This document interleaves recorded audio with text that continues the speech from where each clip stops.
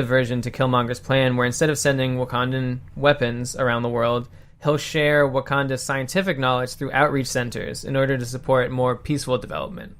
So, do you think that these kind of scientific embassies will be effective?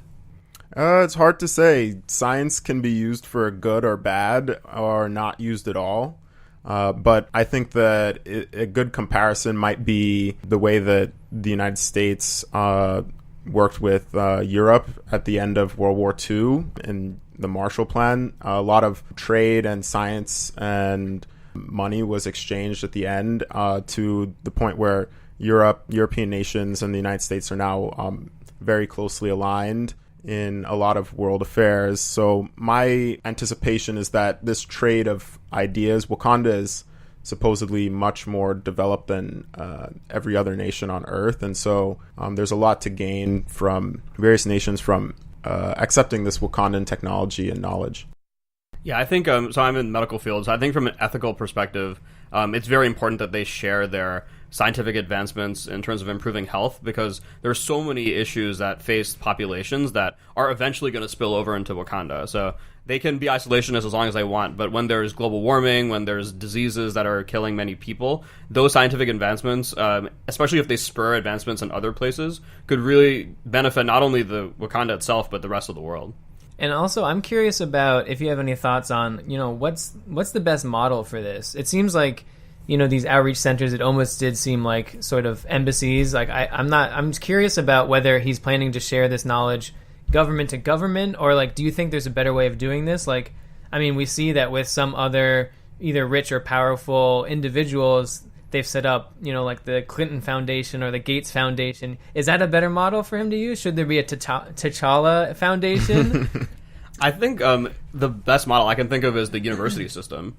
So you have the United States has universities like that are partner institutions in many countries. So you have researchers that go back and forth. You have students that study abroad. And in addition to providing the general scientific outreach, you also have exchange of people, exchange of cultures. And that's really important to building these long-term relationships. And I think that's what's really made the world more united recently, is that it's become so easy to study abroad and go in different places. And I think if they keep up this model of exchanging both science and culture, that will be the best model. Yeah, I agree. And the university model prevents governments from sort of capturing a lot of the benefits that would otherwise be given to the people. So if we think about foreign aid and the way that foreign aid is spent in foreign countries, is it the selectorate model from AP1, where a lot of governments leech foreign aid to enrich themselves, or at least the upper class, the ruling class, and the aid never actually reaches the people. I think that a university system might work better than the selectorate model in terms of actually providing these gains without it being without you having this capture by governmental forces. And the other thing is the universities, and University of Chicago, we take pride in our commitment to freedom of speech and freedom of exchange of ideas. And the risk with governments is that they can suppress ideas that are contrary to their own goals, even if those ideas might be beneficial to the rest of the world. But one question is, you were talking about capture of technology or aid by kind of the elite, but on top of that, isn't there also just a risk that not only is there going to be capture, but also adaptation of this Wakandan technology into weapons? I mean, I think the idea is that instead of providing weapons to other countries, T'Challa is trying to share the more kind of beneficial technology or science, for health reasons or otherwise. But can't they just take kind of whatever power or science or technology underlies those innovations and try to subvert it for destructive purposes? Sure, and that may be why the kings of the past told T'Challa that he should not open up the borders and engage with the rest of the world.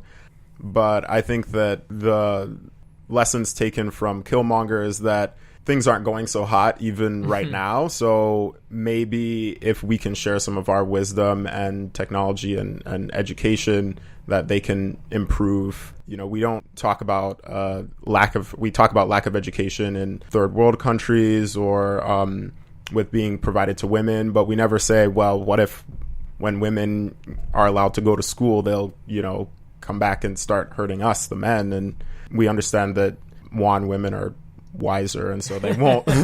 They'll hopefully spare us. But two, that it's nobody benefits from a lack of education and knowledge. We all suffer the consequences when people are left out of the pie. So I'll just end with this philosophical question then. Is this decision by T'Challa to share Wakandan science and technology, is this opening Pandora's box? Is it a bad idea? Or do you think that it, like Aamir was saying earlier, that it's kind of their obligation to share beneficial technology with the rest of the world? So using the Pandora's box analogy, you don't really know what's going to come out of it. So you open this box in the hopes that things are going to get better. It could have released a lot of bad things, but if you remember from the myth, the one thing that this positive release from Pandora's box is hope. So we hope that the science that we share with the rest of the world is going to benefit everybody. And you can't really control how people use it, but you just hope for the best. Yeah, I agree with that. And I think that you kind of just have to leave it up to people. And Wakanda is kind of a ideal meritocracy because anybody can challenge the king at any point in time. All you got to do is best him in Mortal Kombat for whatever reason. But I think that what's provided there is an opportunity to try. And so when you take away people's opportunity and you don't give them the opportunity, then there's really no hope. So that's all T'Challa's trying to provide is that opportunity to challenge your authority. Well, thank you both for leaving us with that positive message. Thanks. You're welcome. Oh, fun fact: Black Panther was the first Black Panther comic book was written before the founding of the Black Panthers in Oakland by Bobby Seale. So for those of you out there who think that Black Panther is actually taken from the political movement, then they were actually both created in 1966. But Black Panther, the comic book, was written in July of that year, and the political movement was founded in October of July 1966. So, fun fact. The more you know. Thanks for listening to our first episode of Popcorn Policy. Thanks to Julian Lake and Aamir Hussain for sitting on this week's panel, and Jason Zukus for hosting this week's episode. Thanks to Coco Yim for engineering, and this episode was edited and produced by yours truly, Stormy Kim.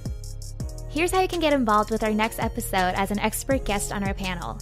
Hit us up on Twitter at _UC3P with a movie and relevant policy topics you'd like to talk about. That's all for now. Till next month, stay poppin'.